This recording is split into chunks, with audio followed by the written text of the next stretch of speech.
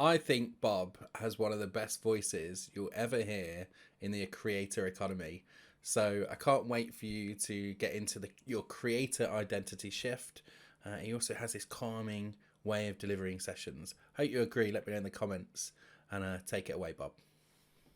Hi there and welcome to my little presentation, the 7 Steps to Creator Confidence. This isn't a talk for the minority of people who are probably really comfortable as a content creator. The majority of the other speakers here today are very confident creating content. I am now very confident creating video or audio content, but it wasn't always like that. And the truth is, if I were to go into a conference hall anywhere in the world and say, okay, who here understands the importance of regularly creating content for social media? Most hands will go up. People know this is important. If I ask the same group, okay, who here is regularly contributing to any social media platform, so Facebook, TikTok, Instagram, LinkedIn, doesn't matter. Some hands will go up. If I ask the same group again, okay, who's regularly creating content, either video or audio? Very few hands go up. It's a tiny minority of people who are really happy with that. And what I've experienced in my own work with clients, helping them build, market, monetize, and grow their personal brands, is there's a lot of shame around this because people know that it's important and yet they fail. So if that's you today, I'm hoping we can help you pass that today. So my talk is called The 7 Steps to Creator Confidence. And I'm hoping that we're going to fix this problem for you today, at least show you a path for how you could fix it yourself. A lot of people I meet are frustrated with themselves. I'll take myself away there.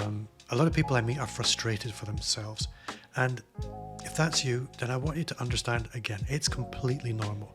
You are the majority, but it doesn't have to be like this. So before I get into my talk, I want to reinforce how important this is. I want to add some urgency. In my talk notes I've written, I want to add some salt to the wounds. Social video generates 1,200 more shares than text or image content combined. We know this is a powerful thing. The next one, 70% of consumers feel more connected to a brand when its CEO uses social media. That's just social media. That's not even video or audio. 72% of consumers would rather learn about a product or service through video. You're smart people. You probably already know all the reasons why the more visible you are, the more people know about you, and what you do, the more opportunity will come your way. It's basic maths. But knowing doesn't make it easy. You're smart. You know all this. But 82% of people are uncomfortable with having their picture taken. I was incredibly uncomfortable with this, which is hilarious now when you consider that for most of my friends, I am the selfie guy or selfie Bob.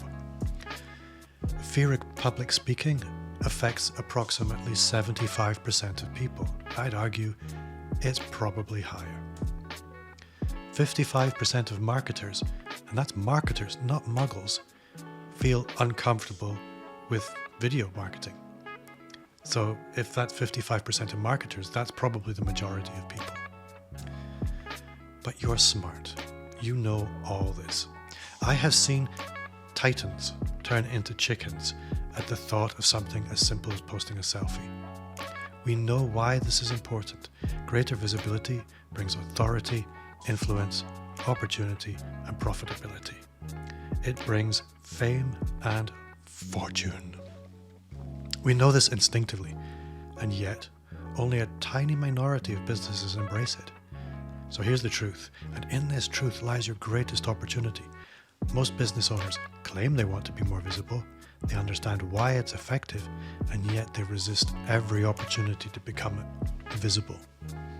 I had my podcast mic for 4 years before I used it. It took me more years to become comfortable in any way with video.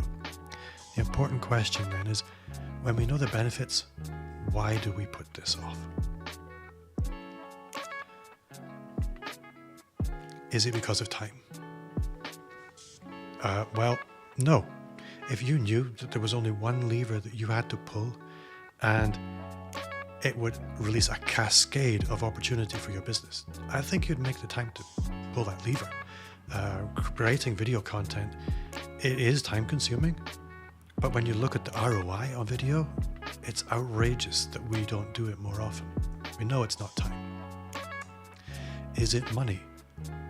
Well, no. Video marketing is outrageously cheap. All you need is your phone, a light, and a microphone. It's clearly not down to money. Video marketing is probably one of the cheapest and most cost-effective forms of marketing there is. So it's not money. So if it's not money, is it knowledge? Well, in this summit alone, you'll probably find all the information you need, tactically or strategically, to be incredibly effective on video. YouTube is a wealth of information. All the information you need about how to get started with video marketing and how to make it work for you is available. We know it's not a knowledge problem. So if we don't have a time problem, a money problem, or a knowledge issue, what do we have? And what we do have is an identity issue. The simple fact is that most people don't identify as the type of person who's comfortable with extreme visibility. Things like posting selfies, videos, or public speaking. We don't have a knowledge issue, we have an identity issue. We don't need more tactics, content planning, keyword research. What we do need is an identity shift. We need to become the kind of person who does do this kind of thing. Need to get my slides right there. So, I should probably introduce myself. I am Bob Gentle and I am the host of the Personal Brand Business Show podcast and YouTube channel. I used to be cripplingly self-conscious and I'm still a raging introvert. If you met me 5 years ago, you'd meet a guy who quietly ran a fairly successful small digital agency. But I was 100% local and 100% offline. Outside my small town, nobody knew who I was. One day, I was having coffee with a client. And it had turned into a bit of a strategy session or a coaching session. And he turned to me and he said, Bob, this is what you should be doing. And it was a big moment with very big consequences. Some of you might recognize the myth of local business success. The truth is that when you operate locally, it's very hard to specialize because there isn't enough demand. If you really want to specialize, then you're going to need a bigger pond. At that moment, I knew I wanted to play a bigger game. I wanted to focus on my real zone of genius and do work I really cared about. But I was very aware that I was unreasonably scared. And like a lot of you, I was put off for lots of reasons I couldn't quite put my finger on, but it boiled down to fear at the end of the day. I knew the field of play for me was online, but posting a selfie, let alone a podcast or a video, just didn't seem realistic for someone like me. Fast forward only 4 years. My business is international. I work half the hours I used to work, and I make 3 times the money. I only work with people I like, and I'm focused on helping them with one thing, 100% of the time. I don't even live in the city that I was previously completely dependent on. So how do we go from being someone who doesn't identify as being the kind of person who's comfortable on video to being hyper visible, with public speaking being completely normal? For a lot of people, that change and that kind of change just seems unrealistic. But I'm here to tell you that it's not. I remember sitting at a conference table in a mastermind session feeling like a complete failure. My insecurity and my lack of confidence and courage around my personal brand was humiliating. But then it hit me like a punch in the face and I realized how stupid I'd been. The way forward was ridiculously clear. So what changed? Well, something most people don't know about me is that I spent 15 years working in search and rescue. Cliff and water rescue was my thing, and I was leader of the UK's busiest search and rescue team. I'm also a former army reservist, and I love freeride snowboarding. I'm super comfortable with hanging under helicopters, swinging into flooded houses, or jumping into the sea at night in the middle of a storm. I've recovered bodies from boats, casualties from cliffs, and been moments from death more times than I can count. But none of that scared me. But could I post a selfie? Not a chance. And I'm not telling you this to look fancy. I'm telling you this to illustrate how ridiculous human beings can be. I suddenly knew the way through, and that is what I want to share with you today. And I'll return to this a little later. So we all have, bear with me a second. So yeah, most people don't change. We know that. We have the habits, reactions, instincts, and ingrained behaviors that we have for most of us. It's really difficult to deviate significantly from who we are. Our patterns of thought, our feelings and behavior are what form our identity, and identity for most people rarely changes. But when I say rarely, I don't mean never. So this is a little list that I asked ChatGPT to pull together. I asked ChatGPT, what is it that causes massive identity shift? What causes people to actually change? And this is the list that they came up with. Powerful life events, changing values and priorities, social influence, exposure to new ideas, personal challenge and resilience, self-reflection, and introspection. It's really not that helpful, because what it's saying there is that it's entirely accidental most of the time. From this list, you could be forgiven for thinking that for a real identity shift to happen, you'd have to join a cult, live through a revolution, or experience a plane crash. It's not helpful. What we really need is a targeted framework to support a structured, positive, and specific identity shift. We need to be intentional, and it needs to be the result of intention and not accident. So we admire all kinds of heroes. Actors, entrepreneurs, first responders, or carers. When you speak to exceptional people, they all tell the same story. There's nothing unusual about them. They just respond differently because of training. And that's what we're looking for here. When I look at a great content creator, I see someone that's embraced being the hero in their own life. For some, it's completely natural. For most, it's a painful journey. All the creators you're meeting here today in this summit, they weren't always the people that you meet today. They became the content creators that they are today through trials and error and humiliation and embarrassment and struggle. For most, it's a painful journey, one paved with personal growth and transformation. I've learned from all kinds of heroes, and what I've learned from my own personal experience is that anyone can become the hero of their own story. They just need a little training. A simple process to follow. So let me share the 7 steps to content creator confidence. The framework for lasting identity change. So, step 1 is knowing your motivation. Being unclear about your motivation makes it impossible to do difficult things. You need to get super clear about why you want to set out on this difficult journey of becoming a creator and what your goal is. In my experience, people are motivated by 3 classic things: by fame, by fortune, or to change the world. It's okay if you want everyone to love you, and I think every creator here is motivated to an extent by the desire to be liked. Because it impacts their business, it creates some attraction. Similarly, fortune. Most of the creators that you meet today are business owners, and their content creation is part of their marketing. To change the world. I don't think you'll find a creator here today who isn't at least influenced by the desire to make an impact on somebody and to make a positive change. Having big ideas and caring about others is fine. Sometimes changing the world is a bit too big, so maybe it's just changing one thing. But I think you'll find everyone here today wants to make a positive impact. Normally, we're motivated by a blend of things, but you need to get clear about the beacon on your horizon. What is it that's motivating you before you set out on this particular content creator quest?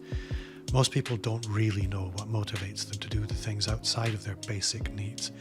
If you're not one of life's natural content creators, then you'll need a reason to get and and stay uncomfortable. Journaling can be a great way to bring things to the surface and get some clarity. Step 2 is build a time machine. I love time machines. I use them in my work all the time. It's super easy to build, and there are only 5 main components. A dream. The dream is the engine in your business. If you don't have a big dream, I suggest you get clear on some dreams. Give yourself permission to think really big and really different. From these dreams, we're going to build some goals, make them real and make them clear. Then we're going to need a set of projects to support those goals, things you can make happen. Then tasks, the things you can do right now, and then finally the daily actions that make it always happen. But the fundamental here is you always operate from the dream. Everything is driven by your dreams and not by those fires that pop up in life. If you're responding and reacting to life, you're going to find it very difficult to make the time to create content, which for a lot of people is going to be a non-essential activity until it becomes essential. So getting clear about your dreams and building the time machine around it, you can make these things happen. Step 3 is vision and direction. A lot of people I meet are not really clear about why they want to be a content creator. And because they're not really clear about why they want to be a content creator, they do nothing. They take no action. Don't overthink your destination on this quest. Your direction of change will travel. This is something I found with my podcast. I started one podcast, it morphed into something else, which morphed into something else, which morphed into something else. I started as a creative agency. I now have a coaching business helping people build their dreams online. I'm not in the same place I began. Where you arrive will not be where you intended, but you'll be very far from where you started. You will be transformed, you will change, you'll grow, and you'll realize when you get to the end that your journey is just beginning. So don't worry if you don't have clarity. Just stay nimble and leave space for discovery in your content creation. And remember to ask the just imagine questions for yourself. Again, keeping a journal is a wonderful way for you to course correct, to be inspired, to allow yourself to discover inspiration and to find places that you want to go with your content. Step 4. This is the important one. This is the important part, and if you're going to take notes today, this is where I want you to take the notes. Step 4 is to audit your monsters. As aspiring content creators, especially when it comes to video or audio, fear, with a small f, is a constant companion. I'm not talking terror or shaking in your boots, but I'm talking about this subconscious anxiety or fear or dread that prevents you doing simple things. Aspiring content creators, especially when it comes to audio and video, it's always there. So what I would encourage you to do, I do this even now, is to audit your fears, audit your monsters. One of the things with anxiety and fear of any kind is that it shrinks in the light. And the truth is, if you're entirely honest with yourself, the reason you're not creating content is because of one fear-related gremlin or another. So fear shrinks in the light. The more you bring your fears to the surface, the less control they have over you. So journaling and auditing those fears is really important. The monsters on this journey are a big issue.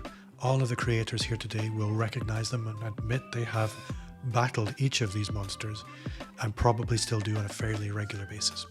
So here is the rogues gallery of monsters. Number 1 is imposter syndrome. The antidote to imposter syndrome is giving yourself permission to be the student. A lot of people, when they begin creating content, think they have to be the master. They have to know all the answers. They have to be the fountain of all wisdom. It's not realistic and it's completely unnecessary. The difference between a master and a student is the master knows which questions matter. Spend time asking great questions, not feeling you need to have all the answers. The next monster, which we will all recognize, is the fear of judgment. For me, it's really important here to be specific. Whose judgment are you concerned about? Are these people who have your best interests at heart? Are these your potential customers? Do you like these people who are judging you? Probably not. A tool I use to help alleviate the fear of judgment in myself as a regular reminder, but also with my clients, is what I call the rule of thirds. 1/3 of people will not like you as a content creator or as a regular person walking down the street. 1/3 of people will completely ignore you. They don't matter. But 1/3 of people will love you, and your job is to show up for them and nobody else. 2/3 of people are not relevant to your mission. 1/3 of people will love you, and the more you show up, the bigger or the larger the number of people who occupy that third that matters. Next monster, poor self-image. I have really struggled with this, and I don't know a content creator who doesn't. One of the interesting things is when you ask any celebrity or a supermodel, they experience the same thing. It's very unusual to meet somebody who likes how they sound, likes how they move on camera, likes how they look, likes how they dress, likes their body shape. Those people just don't exist. Well, they do. They're called narcissists. So if you're a normal person, you're not going to retain the nice things people say about you. You're going to retain the negative. And something that was recommended to me, and I thought this sounds really self-centered, was to keep a compliment journal.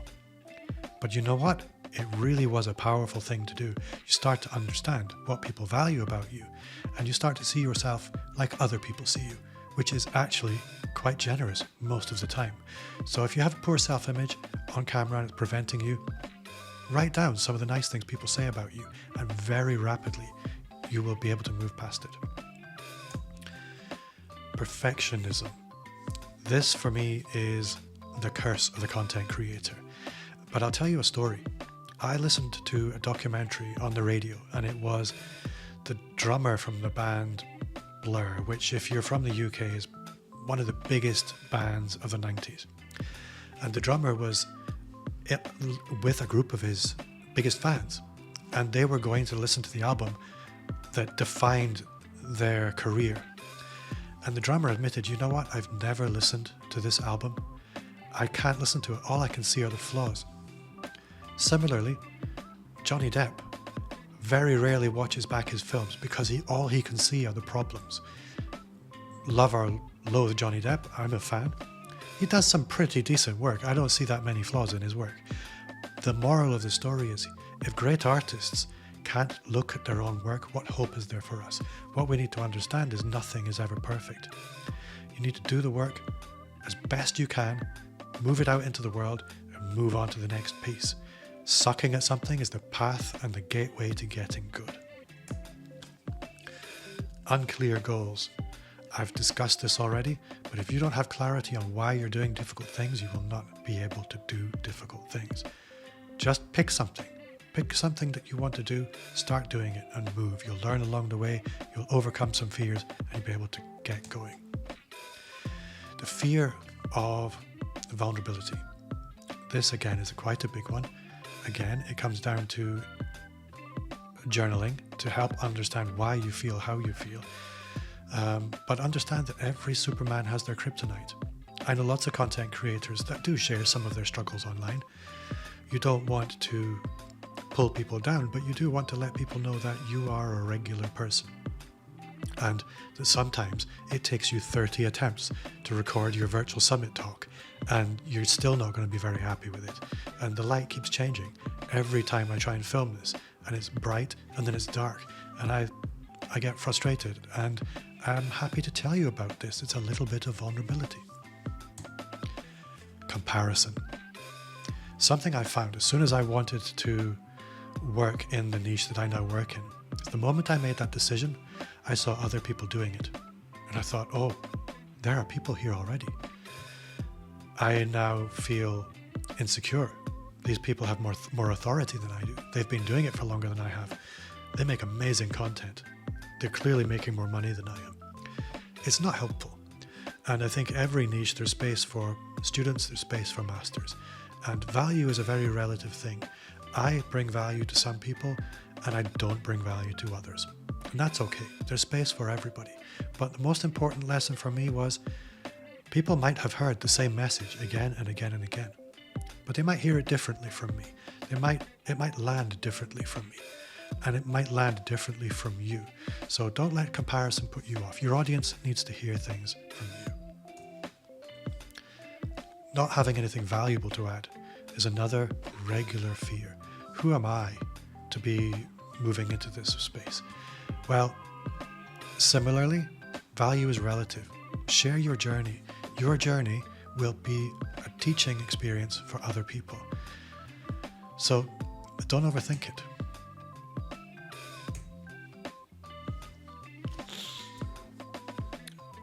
So back to the steps, if you like.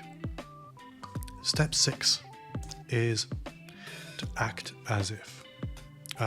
Hollywood actors will often say that when they meet fans, the fans are disappointed that the actor isn't the character they play on screen. And there's a reason for this. When we create content, we get to create the on-screen character. The difficulty we have is that we're not playing Sheldon Cooper or Obi-Wan, we're playing a version of ourselves. And to quote one of my podcast guests, we need to think, who does my business need me to be today? Act as if you were the content creator, and slowly you will become the content creator. For me, I used to really struggle with all kinds of issues around showing up online. And for me, creating a version of myself who was really comfortable as a content creator and wearing that character when I was creating content made it much, much easier. Todd Herman's book, The Alter Ego Effect, was a wonderful asset in this. If you struggle with being a content creator, I urge you to read The Alter Ego Effect, because you don't need to be super confident and visible all day long. You just need to be confident in moments during the day as a content creator. And finding a version of you that you can wear for a short period of time, act as if you were confident with this, it really, really helps. The next thing I want to talk about is small steps. One of the things with scary things is that you can't deal with them all at once. When we train emergency services or military personnel to do things most people would find terrifying, we do it in tiny little steps. When I was taught to do cliff rescue or to recover casualties from the bottom of a cliff, you don't start by leaping off the cliff and going down and doing something ridiculous you've never done before. No, you're present at the incident, and then the next time you maybe assist, and then the next time you're maybe holding the rope at the top, and then gradually you desensitize yourself over time to things that for most people are really scary or really unrealistic. Once you audit your fears, you know what's scaring you, and you can start to take action on it. Each action might feel like a drop in the bucket, but that's how buckets get filled. Take tiny steps towards your goal. Remember when I told you about that mastermind where I turned into a pile of jelly around my admissions, around my fear of visibility? Well, I might have had a big realization, but I didn't take big action. I took tiny action over and over and over again. Tiny action is more powerful than massive action because it's sustainable. Tiny actions consistently taken compound up over time like a high interest bank account, and they lead to massive change. What you're comfortable with right now is elastic, and elastic expands. So a few examples that I might offer here are, if you're scared of a selfie, just posting a selfie online. That was me, which is hilarious. Now, if you were to go and look at my Instagram, a way to take tiny steps towards becoming comfortable with something as simple as a selfie is take a selfie every day. I'm not saying you have to post it, but get accustomed to taking that selfie every day. If you're terrified by video, and I use terrified, most people aren't terrified, but they're super uncomfortable. Keep a video journal, like a Star Trek captain's log. Record a little video every day. Nobody has to see it, only you. In fact, you don't even have to look at it. But make a little bit of a video every day, and you'll unconsciously become accustomed to having the camera there, to speaking to the camera, and very quickly the anxiety starts to evaporate. Similarly, if you hate the sound of your own voice, and actually it's astonishing how many people do shudder at the sound of their own voice, Keep an audio journal. Desensitize yourself to that. And it's important to understand as well, it's entirely normal to hate the sound of your own voice. It's entirely normal to respond viscerally to seeing yourself on camera. As human beings, we're designed to reject it because it's so alien. If you want to create video content, you can't quite bring yourself to do it, maybe start with an audio podcast. Build some confidence with one format, then move into another. Another tip is whenever you're with a friend, take a selfie. Another tip I encourage customers to use when they want to become more comfortable with video or audio is to start sending video or audio messages to friends, because it's doing something significant. It's allowing you to release video or audio out into the world in a way that you control, and you can get over the cringe factor of other people seeing it, but in private. You're desensitizing yourself over time. You're normalizing the things which would cause fear. Normalizing, like I just mentioned, being a content creator is not normal. People will think you're weird and they'll make fun of you. You've probably never wondered why celebrities always hang out together, and it's simply that to each other, they're normal. If you want to become comfortable doing extreme things, then hang out with people for whom those things are normal. When I was working in search and rescue, I spent a lot of time with other people who worked in search and rescue, and these things that we did became routine. They became normal. If you want to become a content creator, then you need to spend time with other content creators. We need to spend time with podcasters, YouTubers, with people for whom video or personal expression or video is celebrated. To use a Harry Potter analogy, and it's a stretch, I admit that, but as a wizard, you need to spend time in the wizarding world. If you don't, you'll always be a weirdo. You've heard the phrase that your income rises to the level of the 5 people you spend most time with. But the same is true of ambition, imagination, confidence, and willingness to act more heroically in the service of your dreams. If you want to spend more time with people who are on this journey with you, you can join masterminds. You can visit conferences. You can join online communities. You can network with other content creators.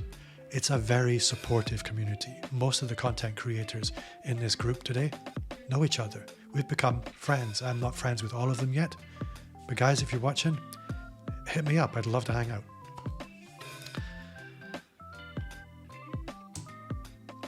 So, one of the reasons I wanted to do this talk is that I would sit in conference after conference, talk after talk, and listen to content about marketing tactics, video hooks, YouTube search hacks, and hashtag strategies, and I could see the look on people's faces. They were not content creators. If you're not a content creator, then you don't need more tactics. You need a new identity. Identity shifts take time. Becoming is gradual. Be kind to yourself. But be persistent with yourself. Becoming a content creator is not just about the content. Again, ask anyone here. It's become part of who you are. It's a way of life. If you don't identify strongly as a content creator, then nothing will work. But you can change your identity. Accept your own hero's journey and acknowledge that with every step, every side quest, every monster you defeat, and every prince or princess you meet, your identity is transforming. You're not depending on luck, disaster, or natural talent. You are becoming a content creator. My name is Bob Gentle, and I work with people in the expert space to help them build, market, and monetize their expertise and build a strong personal brand. You will find me on all the socials at Bob Gentle. And if you would like a little help, you can download the Personal Brand Business Roadmap this way. And it's 100% free as a gift from me. You can use this QR code, or you can visit amplifyme.agency/roadmap. Thank you for your kind attention. I hope that has helped somebody today, just one person, and I'm good. I hope you enjoy the rest of the summit. Thank you, Matt, for your gracious opportunity to present. I'm really, really pleased with that. For you watching at home, thank you very much. If you would like to connect with me, I would love to connect with you.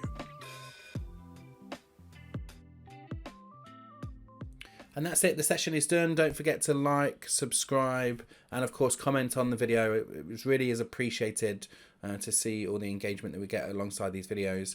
And of course, if you want to continue to watch these videos after the 48 hours of Creator Day, you can sign up for the Creator Meetup. The link is in the description, as well as the coupon code, and you can go and grab all of the replays and join us for our monthly networking and the other various activities that happen inside of the Creator Meetup. Thank you so much for the speakers, and we'll see you in the next session.